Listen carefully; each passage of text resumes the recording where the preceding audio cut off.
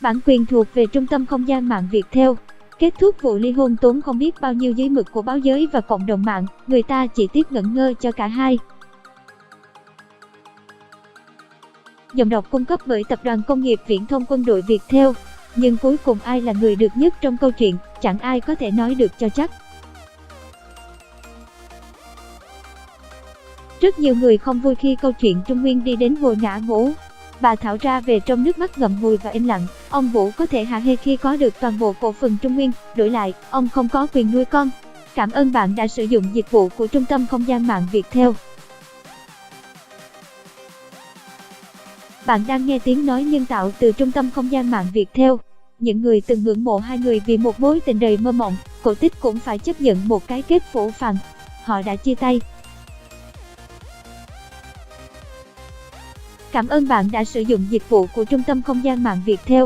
Cuộc tình Trung Nguyên có thể từng là giấc mơ của bao nhiêu người yêu nhau, một câu chuyện mẫu mực trong việc dựng gia đình và dựng cơ đồ. Giọng đọc được nghiên cứu và phát triển bởi các kỹ sư Trung tâm Không gian mạng Viettel. Ông Đặng Nguyên Vũ và bà Lê Hoàng Diệp Thảo tới với nhau tất nhiên chẳng phải vì của nã. Dịch vụ tổng hợp tiếng nói được cung cấp bởi Trung tâm Không gian mạng Viettel. Ở độ tuổi ngoài đôi mươi, họ bắt đầu bằng một tình yêu chân thành rồi tay trắng cùng nhau gây dựng lên sự nghiệp mà bao gia đình ngưỡng mộ. Anh giỏi dẫn dắt, chị giỏi lèo lái, công ty phát đạt và gia đình với 4 người con hạnh phúc, tưởng chừng như đã có tất cả trong tay rồi, nhưng cuối cùng, khi có cơ đồ nghìn tỷ, họ lại không có nhau. Giọng đọc được phát hành bởi Trung tâm Không gian mạng Viettel. Ông Vũ và bà Thảo của hồi mới yêu nhau, họ chắc không bao giờ nghĩ tới ngày này. Hơn 3 năm ròng rã của vụ kiện với nhiều phát ngôn khiến người trong cuộc tổn thương, người ngoài cuộc ngỡ ngàng, ai đó đã quên đi những ngày tháng họ từng yêu nhau mặn nồng và có tất cả. Bạn đang nghe tiếng nói nhân tạo từ Trung tâm Không gian mạng Viettel. Để giờ đây, sau phán quyết cuối cùng của tòa án, người ta chỉ nhớ tới hai hình ảnh. Giọt nước mắt ngậm ngùi của bà Thảo khi rời khỏi phiên tòa và câu nói cuối cùng của ông Vũ: cái gì không phải của mình thì đừng có giành giật làm gì. Cảm ơn bạn đã sử dụng dịch vụ của Trung tâm Không gian mạng Viettel. Cảm ơn bạn đã sử dụng giọng đọc nhân tạo của Viettel. Các trang báo đều đang chạy dòng tiếp. Bà Thảo rơi nước mắt sau phiên tòa ly hôn. Cảm ơn bạn đã tin tưởng sử dụng dịch vụ tổng hợp tiếng nói của Trung tâm Không gian mạng Viettel. Nhưng cũng không ai hiểu được, bà Thảo rơi nước mắt vì điều gì. Tôi không cho rằng hoàn toàn là vì tiền và cổ phần, dẫu tất nhiên chúng là rất nhiều, là nguyên nhân chính để một phiên tòa ly hôn kéo dài đến hơn 3 năm. Nhưng trong một phiên xử người ta chỉ luôn muốn giành chiến thắng vì cảm giác chiến thắng mới là điều quan trọng. Tiếng nói từ Trung tâm Không gian mạng Viettel.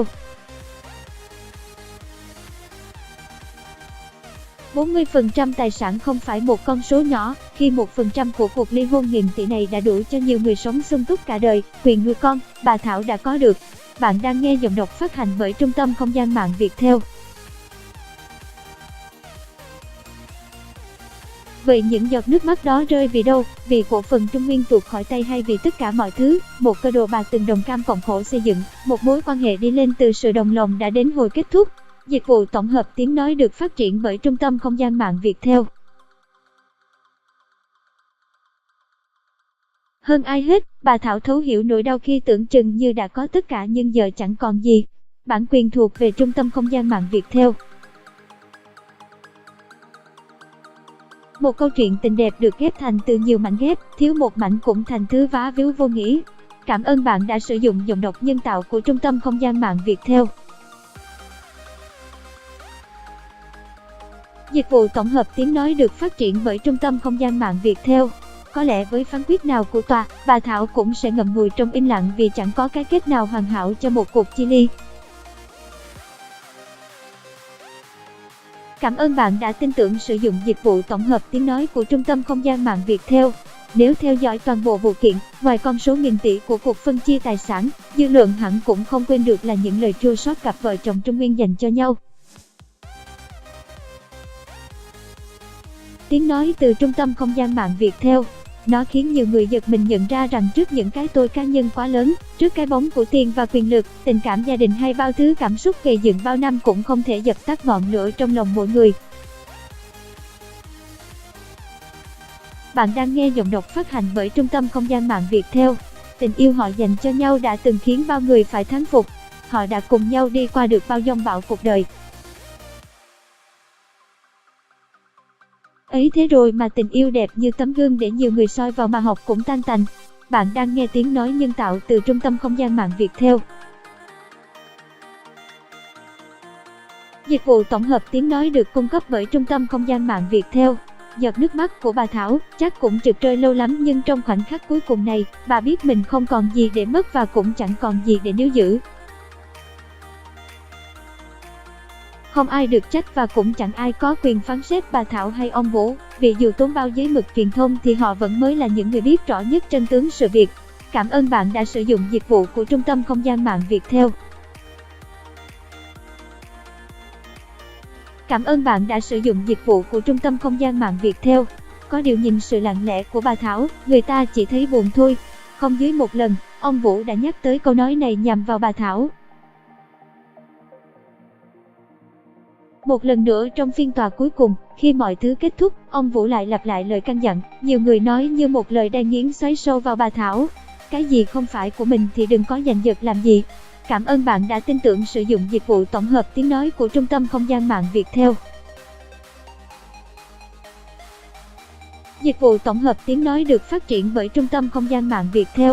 Khi ông Vũ nhắc lại nhiều lần câu nói này, không biết liệu ngoài tiền bạc ra ông còn muốn nói về điều gì, chỉ biết rằng câu nói như cứ sâu vào một mối tình đi lên gần như từ bàn tay trắng. Bản quyền thuộc về Trung tâm Không gian mạng Viettel. Tiền bạc từng là của bà Thảo, những người con từng là của Trung cả hai, gia đình hạnh phúc từng là điều bà tự hào. Vậy điều gì không phải của mình bây giờ? Có lẽ là cuộc hôn nhân này, ông Vũ giờ đã không còn là của bà Thảo. Bạn đang nghe giọng đọc phát hành bởi Trung tâm Không gian mạng Viettel. Dẫu biết rằng thời gian sẽ thay đổi mọi thứ, nhưng cuộc tình đẹp bấy nhiêu năm phải chấm dứt trong một phiên tòa đầy căng thẳng khiến rất nhiều người đều tiếc nuối. Trước phiên tòa, người ta chỉ trích bà Thảo tham lam khi cố gắng giành phần hơn trong việc phân chia tài sản, chỉ vì cổ phần mà lôi các con vào cuộc phân chia. Giọng đọc được phát hành bởi Trung tâm Không gian mạng Viettel. Giọng đọc thuộc bản quyền Trung tâm Không gian mạng Viettel. Người ta cũng phê phán ông Vũ không xứng đáng bậc đàn ông tranh giành cổ phần với vợ đến cùng. Giọng đọc cung cấp bởi Trung tâm Không gian mạng Viettel. Nhưng đến khi nhìn họ kết thúc, dù đứng về phía ông Vũ hay bà Thảo, người ta cũng chỉ biết thở dài. Dịch vụ tổng hợp tiếng nói cung cấp bởi Trung tâm Không gian mạng Viettel. Thôi cũng kết thúc rồi. Nghĩ đến ông Vũ và bà Thảo, người ta ngẫm về sự tranh vinh của cuộc đời, những thứ tưởng chừng như thuộc về bà Thảo, thuộc về ông Vũ giờ chẳng còn thuộc về họ nữa. Cảm ơn bạn đã tin tưởng sử dụng dịch vụ tổng hợp tiếng nói của Trung tâm Không gian mạng Viettel. Ông Vũ nắm toàn bộ cổ phần của Trung Nguyên và 60% tài sản, nhưng mất quyền nuôi con, bà Thảo sở hữu 40% tổng tài sản tương đương với khoảng 3. Giọng đọc thuộc bản quyền Trung tâm Không gian mạng Viettel. 0 tỷ đồng, mất hết cổ phần ở Trung Nguyên nhưng có 4 đứa con bên mình làm động lực. Bản quyền thuộc về Trung tâm Không gian mạng Viettel. Kết thúc cuộc giằng co 3 năm, người được cổ phần Trung Nguyên, người được con, nhưng đặt lên bàn cân, chẳng có ai là người được hơn trong câu chuyện này.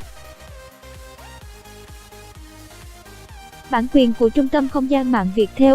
Bởi đổ vỡ trong hôn nhân, mất đi gia đình là cuộc đổ vỡ cảm xúc đầy đau khổ. Khi bước ra từ mối quan hệ đổ vỡ ấy, dù được, mất thế nào, ai cũng khuyết đi một khoảng khó thể lấp đầy trong lòng. Bạn đang nghe giọng đọc phát hành bởi Trung tâm Không gian mạng Viettel. Lúc phiên tòa kết thúc cũng là lúc mọi thứ khép lại, họ đều mất đi nhiều điểm tựa trong cuộc sống bản thân. Giọng đọc được phát hành bởi Trung tâm Không gian mạng Viettel. Khi đâm đơn kiện ra tòa, ông Vũ, bà Thảo đã chấp nhận rằng sẽ chỉ có thể nhặt lại những mảnh vỡ cảm xúc trằn trịt hoặc chấp nhận xây lại từ đầu. Cảm ơn bạn đã sử dụng giọng đọc nhân tạo của Trung tâm Không gian mạng Viettel. Trong cuộc ly hôn nghìn tỷ này, có lẽ không có người thắng hay người thua, chỉ có người bước ra khỏi tòa án như thể người chiến thắng hoặc như một người thua cuộc. Cái kết của cuộc ly hôn nổi tiếng nhất nhì Việt Nam này khiến người ta nghĩ về câu nói trước đó của ông Vũ. Tiền nhiều để làm gì? Dịch vụ tổng hợp tiếng nói được phát triển bởi Trung tâm Không gian mạng Viettel. Bản quyền của Trung tâm Không gian mạng Viettel. Nhìn khung cảnh phòng xử án ngày hôm nay, người ta khẽ thở dài và tự hỏi tiền nhiều để làm gì khi một người khóc lóc sụt sùi rời khỏi tòa án, một người miệng cười nhưng cũng ngậm ngùi chẳng vẻ vang. Tiền nhiều để làm gì khi hạnh phúc ngắn chẳng tài gan. Cảm ơn bạn đã sử dụng giọng đọc nhân tạo của Trung tâm Không gian mạng Viettel.